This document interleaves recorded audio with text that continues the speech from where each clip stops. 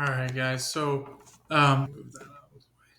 for the last topic of the semester, what we're going to be talking about here is actually graphing the trig function. So previous class we talked about the key features of trig functions, but today we're going to be talking about actually how to formulate the graph and how to put the pieces together to make that wave-like graph. So first off, just kind of a reminder, the general form of a trig function, you've got a sine b of x plus c, where a is the amplitude, b is what we call the frequency, but we use that to find the period or to figure out how long the function actually, or how long one full revolution of the graph is.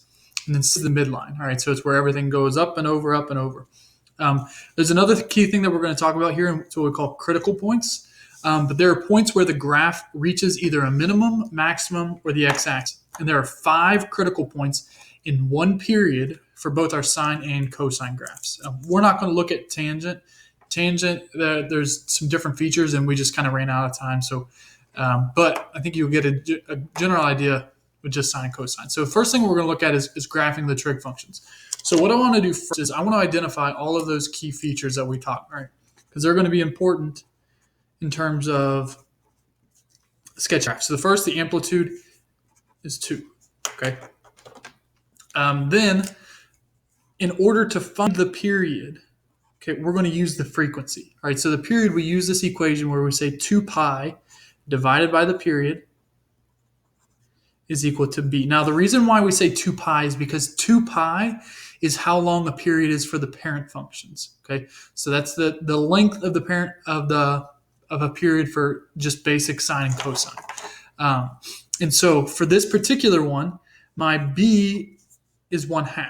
So what we're going to say is I'm going to say 2 pi over p for my period is equal to 1/2. I've got a ratio here. I'm going to multiply. Get 4 pi is equal to p, and my period is 4 pi. All right. And last, we've got the midline. Okay, so my midline is going to be 1. So what I want to do now is I want to take a look at what the critical points are. So there are 5 critical points, and those 5 critical points are equally spaced out, okay? So if we think about our period, right? We go from 0, I'm just going to put this out here, to 4 pi, okay? That means these right here are going to be 2 of the critical points. Our points at 0 and 4 are 2 of the critical points.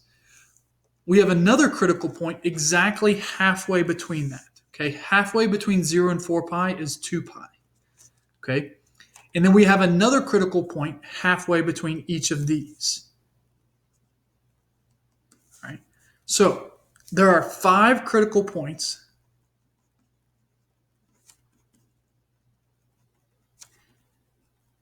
Equally spaced out. Okay.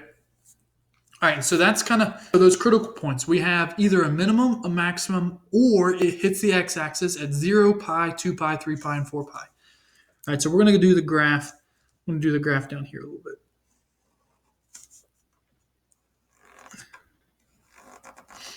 All right, so I'm going to go ahead. I'm going to put we got pi, 2 pi, 3 pi, 4 pi, and I'm just going to go ahead and put in some more just so that way you can see the pattern, 6 pi, 7 pi. So basically, every time we go pi units, right, this right here is 1 period, we are going to hit another critical value. All right, so every time we go 1 pi units, we are going to hit another critical value. So now, let's take a look at this. We're going to piece this together. First, the midline. Okay, we know it says the midline is at 1. So I'm going to go to 1. I'm going to say 1, 2, 3. And I'm going to put a dashed line. Okay, my amplitude is 2. So from midline, I'm going to go up 2. And then I'm going to go from the midline, I'm going to go down 2. So the entire graph is going to fit in between these 2 red lines right here. Okay? And then the period. Okay, we're going to have critical points at those. Now, because we are dealing with sine, right? Sine starts at the midline. right? So at my first critical value at 0, I'm going to put a point at the midline. Then from here, we're going to go up. So at the next critical point, I'm going to hit a maximum. And then we start to go down. Next critical point, we're going to hit an x-intercept. The next critical point, I'm going to hit a minimum, x-intercept, maximum. And it's going to continue, x-intercept, minimum, x-intercept, maximum, right? And once we piece this together, we'll see this wave-like pattern that this graph creates, right?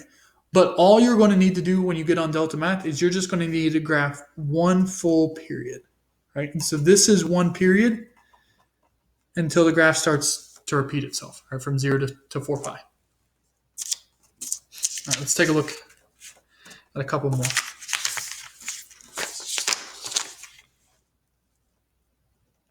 All right, for B, I've got f of x is equal to 3 cosine of 2x minus 1. So first, the amplitude.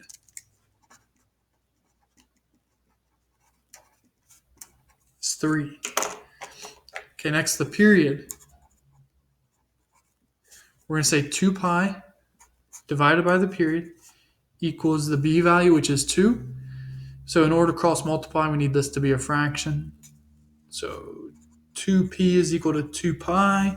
We divide by 2, and my period is pi. And my midline is -1. Okay, and next we need our critical points. So I'm just going to go ahead and put the graph out.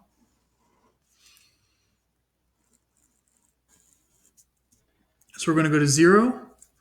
1, 2, 3, 4, 5. Okay.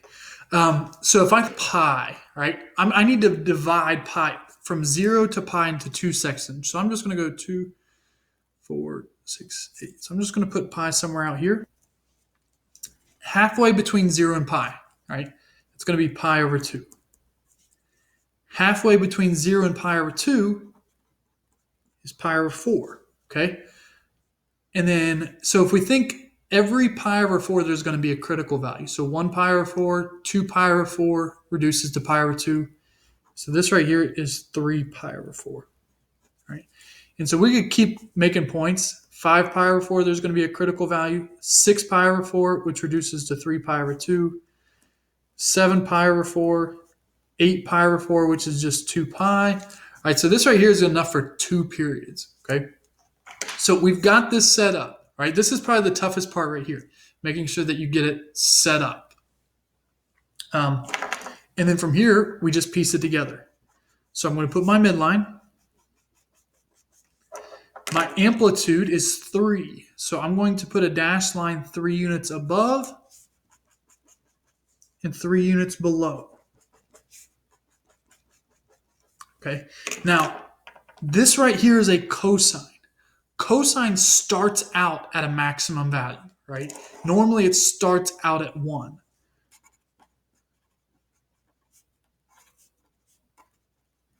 Right? This starts at a max. So what it's going to do is we're going to go up to the amplitude, right? To the top of the amplitude. I'm going to go, we start here. We go to the next critical point, and it's going to be an x-intercept, right? I go to the next critical point, and we're going to go down to a minimum.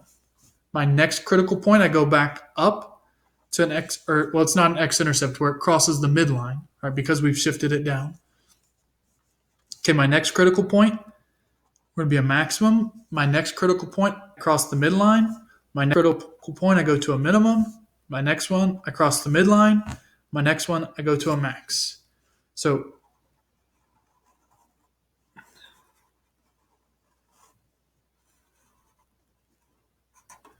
okay, and this is your graph for 3 cosine 2 of x minus 1. All right, we've got one more graph we're going to take a look at, and then I'm going to show you how to put them into Delta Math a little bit because it's kind of tricky. So I want to make sure you know how to put them into the homework. All right.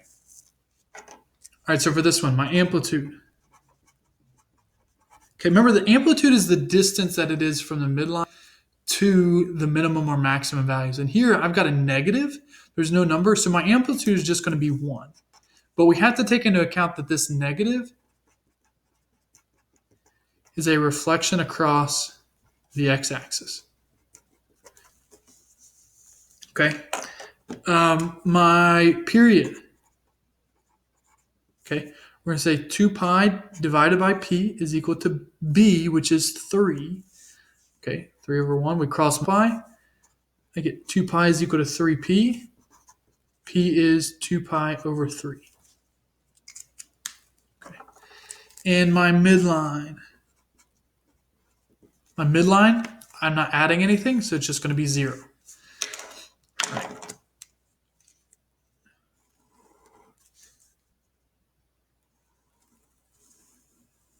Okay, so critical points. 2 pi over 3. Okay. Basically, we know that if we go back up here, in between each of these critical values, right, you can see there's 1, 2, 3, 4 sections. So it doesn't really matter how you space them out. I just like to do 2 because it kind of makes it nice. So there's going to be a critical here, here, here, and we'll say this is 2 pi over 3. Okay, it doesn't really matter how you space it, but we're at 0 and 2 pi over 3. And we got 1, 2, 3, -1, -2, -3. Okay, now halfway between 0 and 2 pi over 3 is just pi over 3. Okay, so that's a critical value. Halfway between 0 and pi over 3, if we think of that divided by 3, it's pi over 6. Right? So every pi over 6, every time we rotate pi over 6 radians, we hit a critical value. So 1 pi, 2 pi over 6, which reduces 3 pi over 6, which reduces to just pi over 2. Okay. 4 pi over 6, do 5 pi over 6, pi. Okay. We can do 7 pi over 6, 8 pi over 6, 9 pi over 6. Okay, so on and so forth. And we could keep repeating. All right, so now let's take a look at what this graph really looks like. So it's a sine function. First off, my midline is right here on the x-axis. My amplitude is 1. So we got 1 above, 1 below. It's sine, right? So sine is going to start on the midline. But now, because of the reflection, instead of going up, we're going to go down. Okay, so here we go down. We hit a minimum at the critical point. Then as we go back up, we cross at the next critical point. The next critical point is a maximum. We cross the midline at the next critical point. Then we hit a minimum. We cross, maximum, cross, minimum, cross, maximum.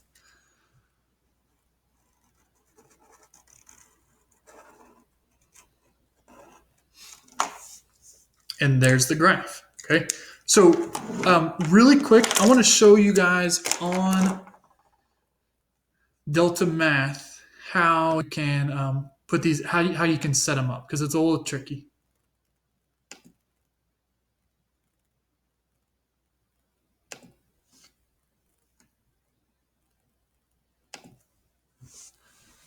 All right, guys, so this is an example on Delta Math, and it wants you to graph the y equals 8 cosine of 2x. So basically what it wants you to do is it wants you to set the scale for the x and the y axis. So here we can see my amplitude is 8. So I'm just going to count it off by ones. And then the x-axis, because we're talking in terms of pi, we can set our scale to be whatever we want. So we wanted to do it something similar to like the 2x, right? So it's not letting me actually like write on these, so I'm going to do it on a separate sheet of paper. Let's see, if my b value is 2, my period is 1, right? Or sorry, it's equal to,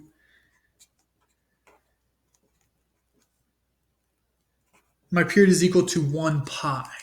So basically what I can do is if I just type in the x-axis, if I just type in pi, what happens is I can take this pi and I can put it anywhere that I want. So for 1 period, if we want to put it right as pi right here, so that way my halfway point is right here and then I can go in between, then we're good. And then essentially from here, what is it? then we're just going to plot some more points. So for this is a cosine. So I'm going to start up at 8. Then my next critical point, I'm going to hit the x-axis. I'm going to go down to -8. I'm going to go back up in between here to the x-axis. And this point at pi, we're going to go up here to +8. Okay. So it wants you to set the x-axis so that way it knows how you're doing it. So this is one period. We have our critical points. Okay, and that's just kind of how you can set those up. Okay. All right. So I have one more example that I want to look at. Okay, and so the last thing that we're going to look at is writing equations given key features, right? So pretty simple once you know the general form. But for this particular problem, it says we have an amplitude of 3, a period of 4 pi, and a midline of 2. All right, so as long as we know the general form, which is f of x equals, and here we're working with a sine function. So it's a sine of bx plus c. It's basically just filling in things. So our amplitude is 3. We do need to do a little calculation in order to find the b. So we know 2 pi divided by the period is equal to the b value. So because my period is 4 pi, we find the b by substituting that in. So my pi's are going to cancel, and the 2 over 4 reduces to 1/2. So we can say 3 sine of 1/2 x, and then my c value is 2. So we say plus 2. Okay. And so this is the answer. Okay, same thing down here for this next one. Got an amplitude of 3. We're working with a cosine function. My period is 2 pi over 3, and the midline is -2. When we fill this in, we're going to say f of x equals a, which is a 3, cosine. Now this is where we need to find the b. So we say 2 pi divided by the period, or b equals this. To simplify this complex fraction, all right, we're going to multiply by the reciprocal. All right, so 2 pi times 3 over 2 pi.